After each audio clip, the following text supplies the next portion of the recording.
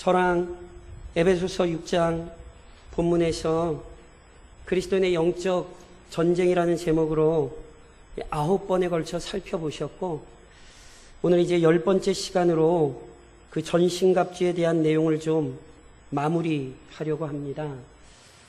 이사야 선지자가 이런 예언을 합니다.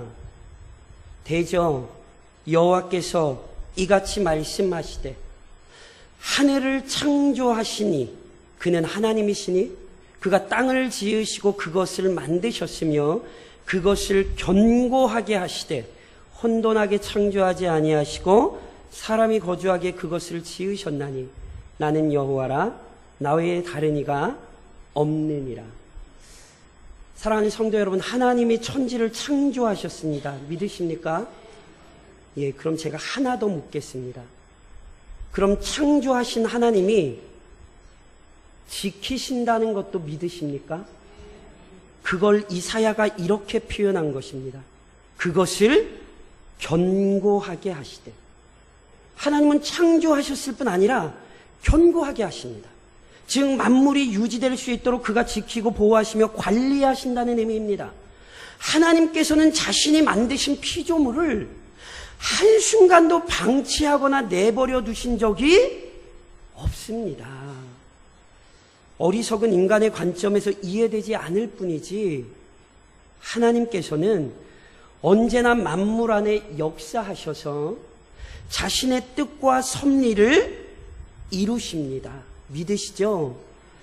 그리고 이러한 하나님의 뜻과 섭리가 이루어지는 것은요, 저랑 지금까지 살펴보았던 영적 전쟁에 관해서도 마찬가지입니다. 지난 시간에도 설명드렸듯이 이 부분에 있어서 우리는 모르는 게 너무 많아요. 왜 도대체 하나님께서 사탄을 당장 멸하지 않으시고 내버려 두시는지 모르겠어요. 왜 사탄이 성도를 그리고 교회를 괴롭게 하는데 하나님이 왜 그걸 그렇게 다 허락하시는지 이해할 수 없어요.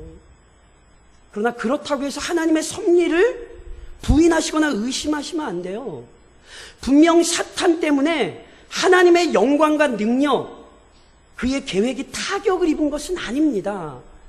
이에 대한 가장 결정적인 증거가 뭔지 아세요? 하나님께서 사탄에게 패배하지 않으셨다는 결정적인 증거가 뭔지 아세요? 그게 바로 교회입니다. 하나님께서는 사탄의 유혹에 속아 죄의 권세에 매이게 된 인류를 내버려두지 않으시고 자기 아들 예수 그리스도의 구속 사역을 통하여 해방시키셨습니다.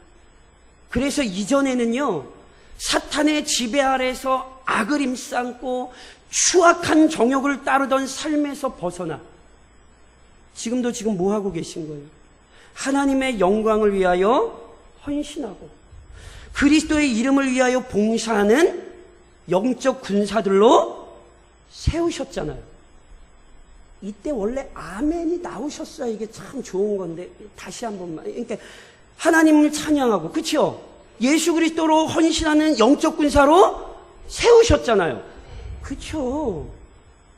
분명히 그러니까 하나님은 사탄에게 패하신 게 아니에요.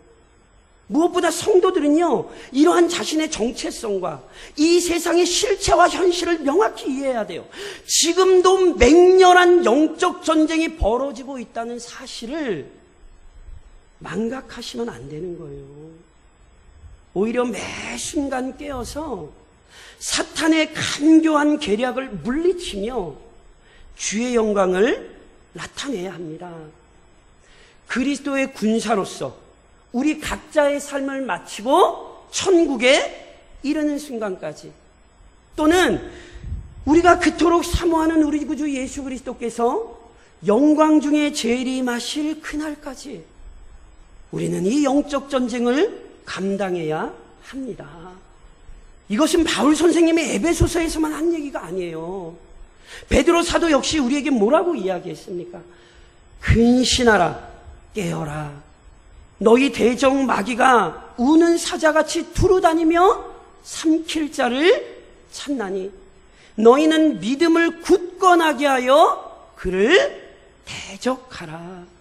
이것이 그리스도인의 삶입니다.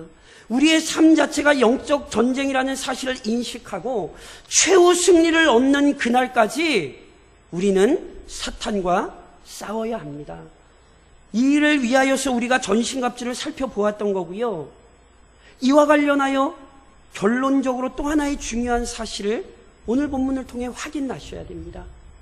그것은 전신갑주를 착용한 그리스도인에게는 반드시 기도가 필요하다는 사실입니다. 바울은 본문에서 로마 중무장부병의 무장에 빗대어 그리스도인이 사탄을 대적할 수 있는 영적 권세인 하나님의 전신갑주를 설명했습니다. 마치 로마 군병들이 맹렬한 전쟁에서 승리를 거두기 위해 철저히 무장해야 하듯이 그리스도인 역시 악한 사탄을 대적하기 위해 영적 무기를 갖추어야 합니다. 그것을 바울 선생님이 6가지로 설명을 하셨었어요. 저랑 같이 한번 읽어보시겠어요? 앞에를 보시면 됩니다. 같이 한번 읽어보시겠어요? 그런즉 서서 진리로 너희 허리띠를 띠고 의의 호심경을 붙이고 평안의 복음의 준비한 것으로 신을 신고 모든 것 위에 믿음의 방패를 가지고 이로써 능히 악한 자의 모든 불화살을 소멸하고 구원의 투구와 성령의 검 곧 하나님의 말씀을 가지라. 가지셨어요? 그쵸? 딴 데 좀 아멘 이상한 데 하지 마시고 이런 데 좀 크게 하세요. 성경은 가지셨어요? 아멘. 우린 이걸 가지고 있어요. 그러니까 이처럼 하나님의 전신갑주로 무장함으로써요, 우선 자신과 교회 공동체를 보호하고 더 나아가 담대하게 악한 사탄의 유혹과 괴략, 그 공격에 맞서 싸우며 물리쳐야 하는 거예요. 그런데요, 사탄과의 영적 전쟁에서 승리를 거두기 위해서는 단순히 하나님의 전신갑주를 착용하고 있는 것으로 완성되는 것이 아닙니다. 그것이 오늘 저랑 읽으신 본문의 신비입니다. 바울은 그 전신갑주에 하나를 덧붙이고 있어요. 그 전신갑주가 끝나자마자 뭐라고 얘기해요? 모든 기도와 간구를 하되 성령 안에서 기도하고 이를 위하여 깨어 구하기를 항상 힘쓰며 여러 성도를 위하여 구하라. 바울이 전신갑주의 착용에 덧붙여 기도의 필요성을 강력하게 촉구합니다. 그렇다면 왜 바울이 이처럼 전신갑주를 설명한 이후에 기도를 강조할까요? 바울이 기도를 강조하는 이유는요, 실은 기도의 본질을 생각해 보면 금방 알 수 있습니다. 무슨 말씀이냐면, 앞서도 이미 설명드렸지만 그리스도인은 절대로 각자 혼자서 사탄과 싸우고 있는 것이 아닙니다. 때로 각자에게 맡겨진 사명의 자리에서 각자에게 주어진 사명을 수행하기 위해 각자 치열하게 맞붙어 사탄과 대적해야 할 때가 있지요. 그런데요, 그렇게 혼자 치열하게 맞붙어 싸우는 순간 역시 그리스도와 그의 백성이 수행하고 있는 더 큰 영적 전쟁의 일부라는 사실을 아셔야 합니다. 쉽게 예를 들어 드릴까요? 이번 주 중에 저랑 같이 설교 준비하셨어요? 저 누가 고개 흔드네. 아니요, 너무 설교 준비 누가 했죠? 예, 제가 철저히 저 혼자의 씨름을 싸웠죠. 그런데 이 설교의 준비가 저 혼자의 싸움입니까? 그러면 저 혼자 목양실에서 혼자 저하고 난리치고 끝나죠. 목사가 그렇게 철저하게 설교를 준비하여 어디로 가져와요? 성도들 앞에 가져오죠. 그래서 그 설교를 받아 누가 같이 싸웁니까? 성도들이 같이 싸우잖아요. 목사의 사역은 목사의 싸움만이 아니에요. 그리스도의 군사들의 싸움의 일부인 거예요. 저만이 아니에요. 모든 성도들의 삶이 그러한 거예요. 언제나 각 그리스도인은 교회의 지체로서 영적 전쟁을 감당합니다. 그렇기에 그리스도인은 절대로 사사로운 감정과 생각, 욕망에 사로잡혀 개인의 판단에 따라 마음대로 행동해서는 안 됩니다. 이는 긴박하게 돌아가는 전장터에서 각 병사가 마음대로 움직여서는 안 되는 것과 같은 거예요. 모든 병사는 반드시 지휘관의 통제를 받으며 일사불란하게 움직여야 합니다. 한 병사가 잠자야 되는 시간에 나와서 이상한 짓 해서 지금 국방부에서 난리 난 거 다 아시잖아요. 그런 것과 마찬가지예요. 절대로 그리스도인이 혼자 어떤 통제도 받지 않고 자기 멋대로 행동하면 안 되는 거예요. 보세요. 모든 그리스도인은 각자에게 맡겨진 영적 전쟁을 감당하는 순간마저도 철저히 대장이신 그리스도의 통제를 받으며 공동체의 전체의 유익을 추구해야 합니다. 그렇다면 보세요. 어떻게 그리스도인들이 대장이신 그리스도의 지시를 받습니까? 그것은 너무너무 명확합니다. 기도입니다. 시편 25편에 보면 시편 기자가 이런 고백을 해요. 여호와여, 주의 도를 내게 보이시고 주의 길을 내게 가르치소서. 주의 진리로 나를 지도하시고 교훈하소서. 주는 내 구원의 하나님이시니 내가 종일 주를 기다리나이다. 시편 기자가 주님의 뜻을 분별하기 위해 뭐하고 있어요? 종일 주를 기다리고 있어요. 주님 앞에 엎드려 간구하며 그의 뜻을 알기를 기다리고 있죠. 이게 그리스도인입니다. 다시 말씀드리면 진실하게 기도하는 사람이 하나님의 영광을 위한 것이 무엇인지를 깨달을 수 있습니다. 기도는 교회의 머리이시오 영원한 지휘관이신 그리스도와 교제하게 함으로써 개인의 생각이나 판단에 좌우되지 않고 개인의 욕망에 이끌리지 않고 오직 그리스도의 뜻에 굴복할 수 있도록 이끌리는 은혜의 방편입니다. 그래서 성도들은 기도해야 돼요. 행여난 내 마음대로 행동하지 않기 위해서 우선은 주님 앞에 철저히 기도해야 되는 거예요. 동시에 기도할 때 그 전신갑주를 바르게 사용할 수 있는 지혜와 능력도 공급받습니다. 분명 전쟁에서 승리하기 위해서는요, 강력한 무기가 필요하고 중요합니다. 그렇죠? 아시잖아요. 북한이 왜 또 그랬을까요? 좀 김정은이 안 그랬으면 좋겠는데. 그런데 다 아시잖아요. 왜 자꾸 그런 일을 하죠? 그 무기를 가져서 뭐 하겠다는 거예요? 자기들 이겨보겠다는 거거든요. 그러니까 실은요, 강력한 무기가 굉장히 중요한 거예요. 이것은 일반 역사를 봐도 드러나는 거예요. 그런데 아세요? 무기만 가지고 있다고 해서 실은 무조건 승리하는 것은 결코 아닙니다. 좋은 무기를 갖추었다고 해서 강력한 군사인 것은 아니에요. 그 청년들이요, 예전에 이런 얘기들을 많이 했어요. 스마트폰 아시죠? 스마트폰. 그렇죠? 스마트폰을 가졌다고 해서 사람이 스마트해지지는 않습니다. 이거 원래 웃으셔야 되는데 이게 되게 쉽게 다시 예를 드릴까요? 우리나라의 최고의 트랙터가 뭐죠? 다들 모르시나요? 제가 너무 어려운 걸 저한테 최신식 너무너무 좋은 트랙터를 가져다 줘보세요. 그럼 제가 교회 앞에 사택 앞에 있는 밭 싹 갈아놔요? 안 갈아놔요? 못 갈아놓죠. 트랙터가 좋다고 제가 그걸 다룰 줄을 아나요? 보세요. 전신갑주가 있다고 해서 곧장 탁월한 그리스도인이 되는 게 아니에요. 아무리 그 전신갑주를 가지고 있다고 해도 그 모든 무기를 적합하고 유용하게 사용할 수 있는 능력이 필요한 거예요.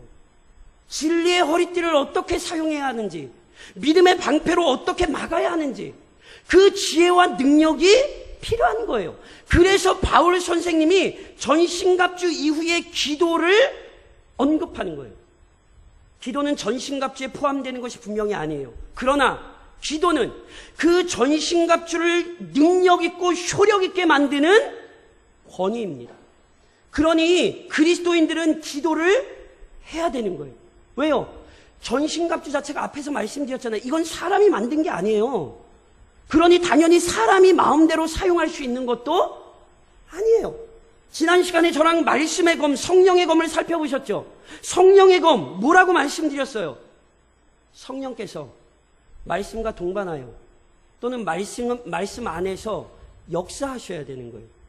만일 성령께서 말씀 안에서 역사하지 않으시면 사람이 아무리 많은 말을 쏟아내도 그것은 소리나는 구리와 울리는 꽹가리가 되는 거예요. 기도를 통해서 성령께서 그리스도인 개인에게 지혜와 힘을 공급하셔야만 그 전신갑주를 사용할 수 있는 거예요. 마치 박죄된 사자가 아무 위협을 줄 수 없는 것처럼 기도로 성령의 능력을 공급받지 않는 성도가 착용한 전신갑주는 무용지물에 불과합니다. 그렇기에 그리스도인들은 철저히 성령의 권능과 역사하심에 붙들려 전신갑주를 힘있고 능력있게 활용하여 사탄의 세력을 대적해야 하는 거예요. 그래서 바울 선생님이 기도를 강조하는 거예요. 그리고 이것은 우리 주님이 강조하기도 하신 것이죠. 우리 주님께서 십자가를 지시기 전에 막 기도하셨어요. 왜냐하면 자신의 사역을 위해서도 기도하셨지만 자신이 죽임당하면 제자들이 흔들릴 걸 아셨거든요. 그래서 우리 주님이 누가복음 22장에서 뭐라고 말씀하셨습니까? 이르시되 어찌하여 자느냐? 시험에 들지 않게 일어나 기도하라. 주님이 경고하셨어요. 너희 깨어 기도하고 있어야 된다고. 그래야 그 능력을 발휘할 수 있다고 경고하셨지요.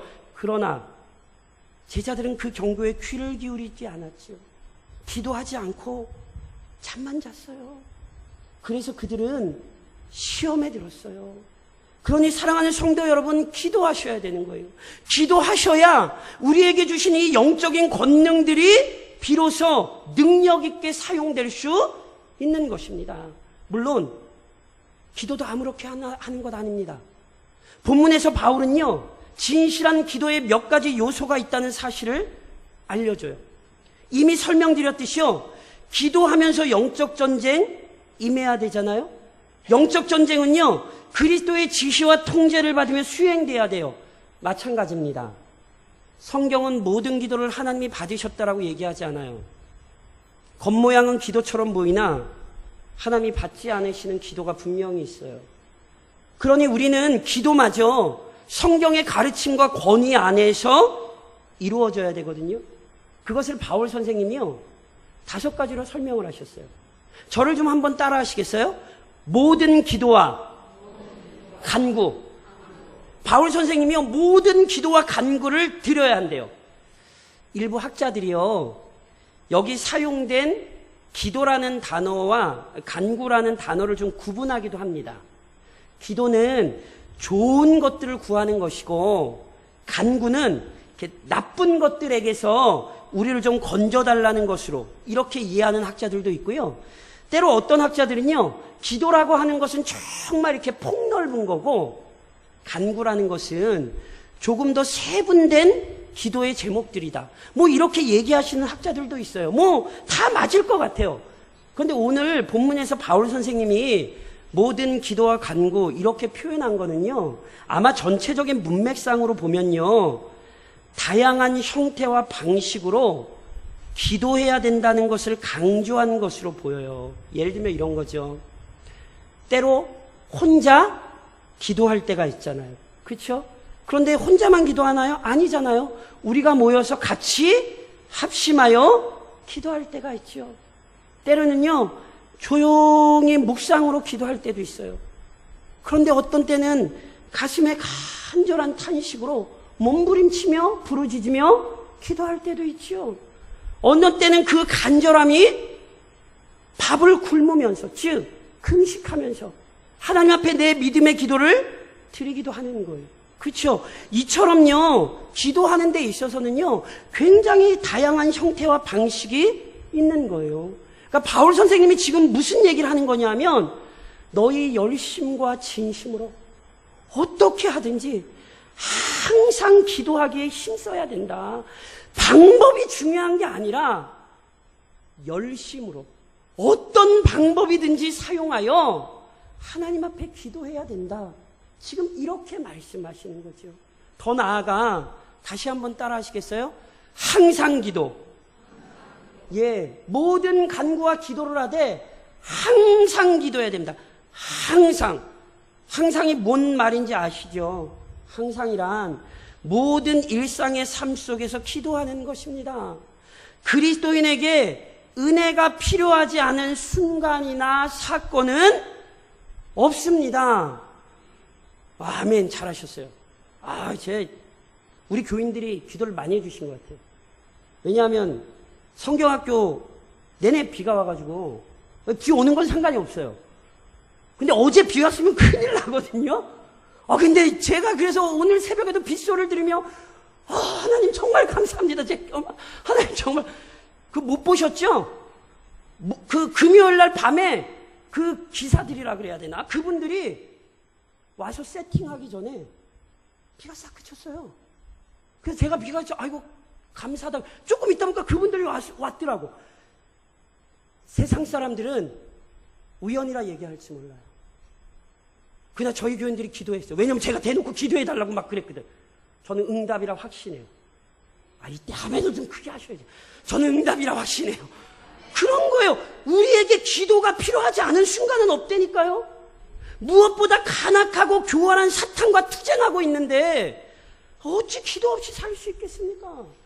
그러므로 참된 그리스도인은 언제나 기도해야 합니다. 모든 일을 기도로 시작해야 하며 모든 일이 기도와 함께 진행되어야 합니다. 일시적이나 충동적으로 기도하는 게 아니에요. 지속적으로 기도하는 거예요.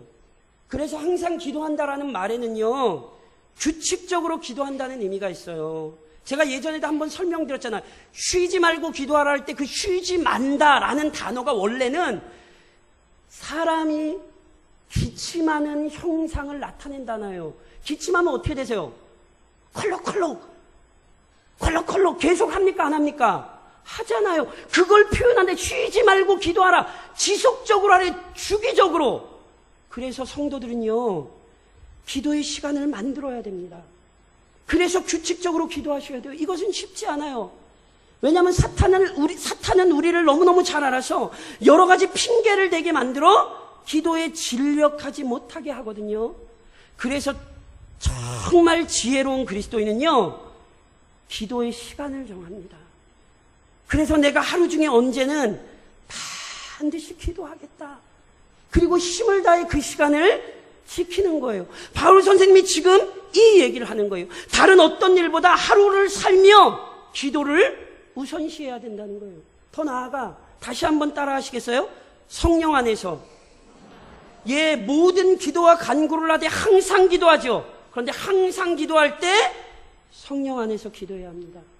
성령 안에서 기도한다는 것은요, 말 그대로 성령의 도우심을 얻는 것입니다. 기도 자체가 영적 전쟁이라는 사실을 절대 잊으시면 안 돼요. 제 누누이 말씀드린 것처럼 우리가 기도할 때 하나님만 우리 기도에 귀를 기울이시는 게 아니에요. 우리가 기도할 때 사탄은 우리의 기도를 방해하려고 별놈의 짓을 다 해요. 그래서 기도가 어려운 거예요.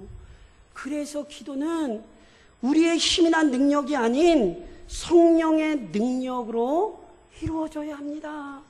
정말로 그래서 기도하시려면 성령의 도우심을 구하며 기도하셔야 돼요. 하나님, 내가 기도할 수 있도록, 내가 기도의 사람으로 성장할 수 있도록 하나님 은혜를 달라고. 동시에 이 성령 안에서 기도한다는 건요, 성령의 마음과 뜻에 부합된 기도를 하는 거예요. 한국교회를 무너뜨렸던 기도에 대한 굉장히 반성경적인 견해가 뭐냐 하면 무조건 믿음으로 기도하면 하나님이 응답하신다는 식의 표현이에요. 아니에요. 우리 뜻이 이루어지는 게 아니에요. 누구 뜻이 이루어지는 거예요? 그쵸? 하나님 뜻이 이루어지는 거예요. 그래서 보세요. 성경적인 기도란 뭔지 아세요? 처음에는요, 내 욕심, 내 생각 가지고 엎드리는 거예요.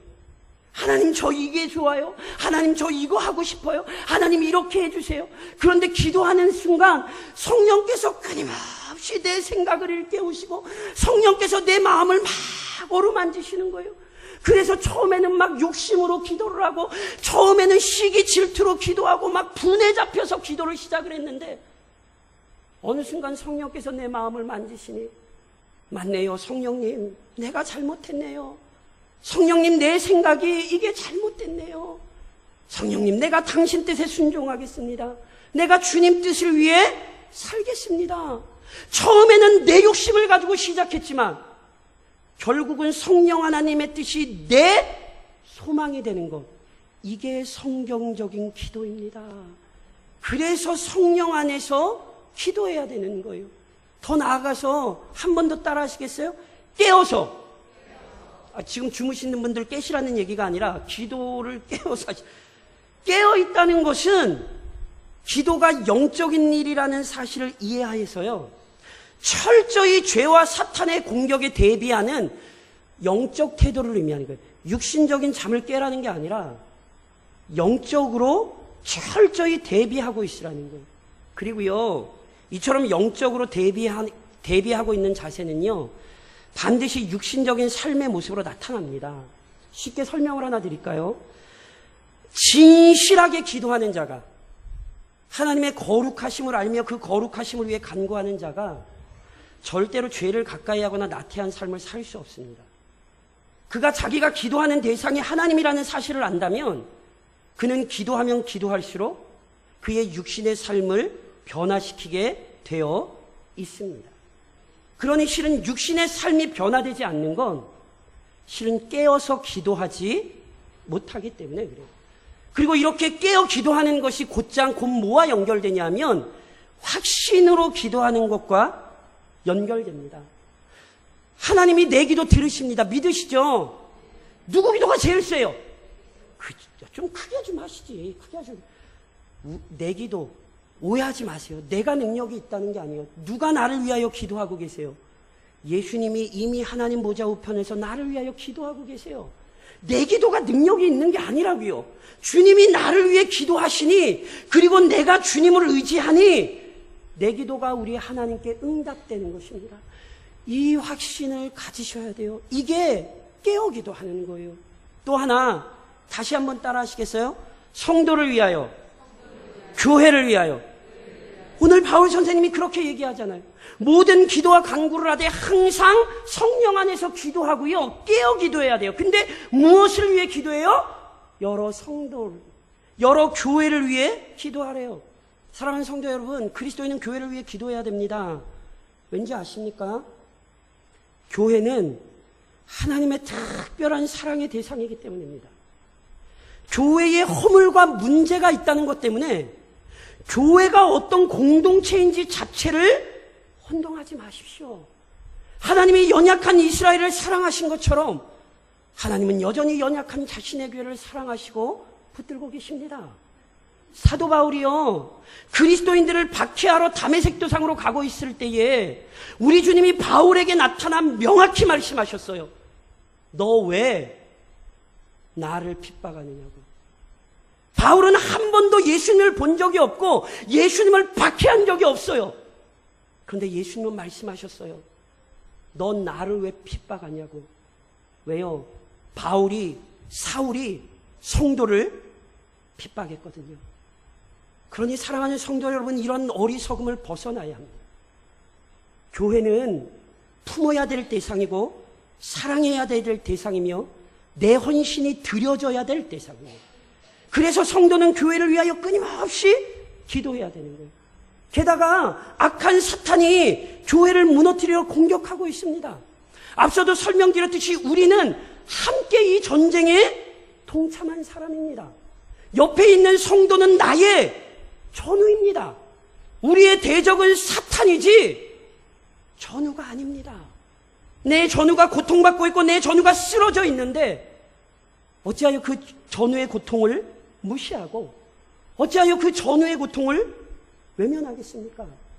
그러니 우리는 교회를 위하여 기도하는 것입니다. 잊지 마십시오. 사탄이요, 이 땅 위에 있는 하나님의 교회들을 완전히 무너뜨리지 못해요. 그런데 사탄에게 속으면 교회가 곰핍해질 수 있고, 교회가 혼란스러워질 수 있고, 교회가 어려워질 수 있어요. 사탄에게 속으면.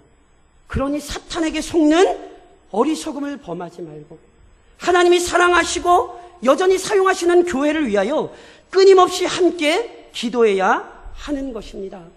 그런즉 사랑하는 성도 여러분, 오늘 바울의 가르침을 기억하며 우선은 기도의 필요성과 중요성에 대해 깊이 되새기셔야 돼요. 오늘 본문에서요, 바울 선생님이 가르치는 거 다른 거 아니에요. 앞에 제가 막 설명드린 거요, 기억 못하시면 안 되죠. 그렇죠? 기억하셔야죠. 그런데 그 핵심을 하나로 얘기하면 저를 한번 따라 하시겠어요? 기도 없이 못 산다. 이 얘기하는 거예요. 이 얘기. 오늘 본문의 핵심은 이거예요. 그리스도인은, 교회는 기도 없이는 못 산다는 거예요. 영적 전쟁에 부르심을 받은 군사들로서 한순간도 기도 없이는 살 수 없는 사람들이에요. 그리고 아세요? 이 사실을 가장 잘 보여주신 분이 우리 주 예수 그리스도이십니다. 우리 주님이 누구이십니까? 그는 하나님의 아들이시고요, 제2위이신 성자 하나님이십니다. 다시 얘기하면 그는 우리의 기도를 들으시는 분이라고요. 그런데 우리의 기도를 들으시는 분이 이 땅 위에서 뭐 하셨죠? 마가복음 1장 35절에 이런 말씀이 있죠. 새벽 아직도 밝기 전에 예수께서 일어나 나가 한적한 곳으로 가서 거기서 기도하시더니, 예수님이 얼마나 분주한 삶을 사셨는데요. 그런데 그분이요, 그 피곤한 삶 속에서 늦잠 자지 않으셨어요. 새벽에 일찍 일어나 그는 하나님 앞에 기도하셨어요. 새벽에만 기도하셨나요? 누가복음 6장에 보면 이렇게 기록하죠. 이때에 예수께서 기도하시러 산으로 가사 밤이 새도록 하나님께 기도하시고, 예수님은 새벽에만 기도하신 것 아니에요. 예수님은 밤새워 기도하셨어요. 그럼 예수님이 새벽에만 기도하시고 밤새워만 기도하셨나요? 그렇게도 생각하시면 안 돼요. 누가복음 11장에 이런 말씀이 있어요. 예수께서 한 곳에서 기도하시고 마치시매 제자 중 하나가 여짜오되, 주여, 요한이 제자들에게 기도를 가르친 것과 같이 우리에게도 가르쳐 주옵소서. 제자들이 깨어서 예수님께 묻죠. 새벽일 것 같으세요? 아니에요. 밤중일 것 같으세요? 아니에요. 아시잖아요. 제자들은 예수님 옆에서 항상 잘 잤어요. 성경에 보면은 예수님은 사역 중에도 때로 그 사역을 중단하시고 사람들을 물려보내시고 기도하러 가셨던 분이에요. 언제 기도해야 돼요? 새벽에요? 밤중에요? 아무 때나. 항상 기도에 힘을 쏟으셔야 되는 거예요. 왜 예수님께서 이토록 기도에 열심을 내셨는지 아세요? 그분은 죄는 없으시지만 우리와 똑같은 연약한 인간이 되셨습니다. 그렇기에 그는 기도를 통하여 끊임없이 하나님의 선하신 뜻을 분별하셔야 했고, 신령한 힘과 능력을 공급받으며 악한 사탄의 계략에게 맞서 싸우셨어야 했어요. 그래서 그분도 기도하셨어요. 그리고 자신의 본을 통해 모든 자신의 자녀들이 따라오게 하신 거예요. 기도가 없이는 절대로 악한 사탄의 계략에 맞설 수 없고 하나님께서 맡기신 사명을 감당할 수도 없으니 철저히 힘을 다해 기도해야 된다는 사실을 자신의 삶을 통해 보여주시는 거예요. 실은 그래서 제자들에게도 항상 그 모습을 보여주셨죠. 물론 우리가 아는 것처럼요, 제자들도 한때는 그리스도의 모습에 주의하지도 그 말씀에 집중하지도 못했습니다. 그래서 깨어 기도하지 못했고요, 로마 군병들이 우리 주님 잡아갈 때 그리스도를 버리고 모두 도망쳤어요. 심지어 예수님을 저주하며 부인하기까지도 했어요. 그러나 잊지 마십시오. 제자들은 그 상태에 낭망하며 절망에 빠진 채로 머물지 않았어요. 부활하신 그리스도의 은혜가 제자들을 변화시켰죠. 그래서 사도행전 1장에서 우리는 위대한 모습을 봐요. 들어가 그들이 유하는 다락방으로 올라가니 베드로, 요한, 야고보, 안드레아, 빌립, 도마와 바돌로메, 마테와 및 알페오의 아들 야고보, 셀로진 시몬, 야고보의 아들 유다가 다 거기 있어. 여자들과 예수의 어머님 마리아와 예수의 아우들과 더불어 마음을 같이하여 오로지 기도에 힘쓰더라. 한때는 기도에 힘쓰지 못했지만 은혜 가운데 제자들이 기도에 힘쓰는 사람들이 되었습니다. 그러니 기도의 중요성과 필요성을 인식하고 우리 모두가 성령의 은혜를 간구해야 합니다. 주님, 기도가 너무너무 중요하니 기도에 헌신하는 교회가 되게 하옵소서. 우리 모두가 소망해야 합니다. 물론 이것으로 끝나시면 안 돼요. 기도의 사람으로 성장하기 위해 끊임없이 노력하고 훈련하십시오. 아무리 기도에 대해 많이 배우고요, 기도에 대해 잘 알아도 기도는 하는 거예요. 기도는 하는 거라고요. 기도해야지? 이게 기도가 아니라 기도는 하시는 거예요. 그래서 보세요. 우선 개인적인 기도의 시간을 늘리십시오. 성경을 많이 읽는 것이 중요한 것처럼 기도 역시 많은 시간을 들여야 합니다. 그런데 내가 기도할 수 있는 시간은 누가 제일 잘 알아요? 왜 피해가려고 그러세요? 갑자기 딴 데들을 쳐다보시네. 내가 언제 기도할 수 있고 내가 언제 기도하는 게 제일 적합한지 누가 제일 잘 알아요? 그렇죠. 그러니 개인적으로 그 싸움을 하셔야 돼요. 그리고 잊지 마세요. 기도가 나를 바꿔요. 말씀을 붙들고 기도하는 그때에 그 말씀이 내게 되고요, 그 진리가 내게 되고요, 그 믿음이 내게 되고 그 복음이 내게 되는 거예요.